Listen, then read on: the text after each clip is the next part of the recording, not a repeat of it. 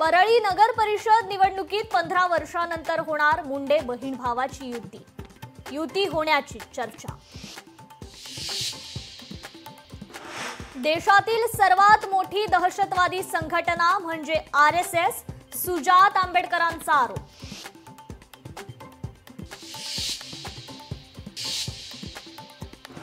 लोढा कन्स्ट्रक्शनचे माजी संचालक राजेंद्र लोढा यांना ईडीकडून अटक। 100 कोटींहून अधिक फसवणूक आणि घोटाळ्याचा आरोप। शिवसेना पक्ष आणि चिन्हाबाबत सुप्रीम कोर्टात थोड्याच वेळात सुरू होणार सुनावणी। आज तारीख की न्याय पाहणं महत्त्वाचं। पुण्यातील पार्थ पवार जमीन व्यवहाराची संपूर्ण माहिती पार्थ पवारांना होती। अंजली दमानी यांचा दावा। पार्थ पवारांची अमेडिया कंपनीत 90% पार्टनरशिप असून पार्थ पवारांवर गुन्हा दाखल व्हावा, दमानी यांची मागणी। पुण्यातील पार्थ पवार जमीन व्यवहार प्रकरणी अजित पवारांनी उपमुख्यमंत्री पदाचा राजीनामा द्यावा, अंजली दमानी यांची मागणी। राजीनामा दिला तरच निष्पक्ष चौकशी होणार असल्याचाही दावा। दिशा सालियन मृत्यू प्रकरणात सतीश सालियन यांची सुप्रीम कोर्टात धाव। उच्च न्यायालयाच्या न्यायाधीशांविरुद्ध मोदींकडे तक्रार। सतीश सालियन यांच्याकडून पंतप्रधानांकडे तक्रार।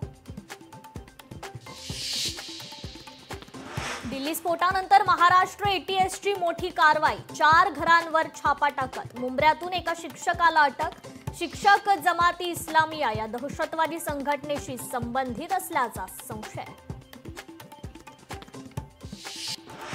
लोकशाही मराठीकडून सफाई कर्मचाऱ्यांच्या प्रश्नावर सातत्यानं मुद्दा उपस्थित। सुरू असलेल्या कव्हरेजबद्दल कामगार नेते बाबा कदम यांच्यासह कचरा वेचक कर्मचाऱ्यांनी लोकशाही मराठीचे मानले आभार। कचरा संकलनामध्ये 3000 कोटींचा घोटाळा झाल्याचा कचरा वेचक कर्मचाऱ्यांचा आरोप। वारंवार एकाच कंपनीला कंत्राट देण्यामागे राजकीय मंडळींचा वर्दहस्त, कामगार नेते बाबा कदम यांचा आरोप। बिबट मानव संघर्षाच्या बाबतीत राज्य सरकारनं ठोस कृती आराखडा तयार करावा, खासदार अमोल कोल्हे यांची लोकशाही मराठीच्या माध्यमातून विनंती।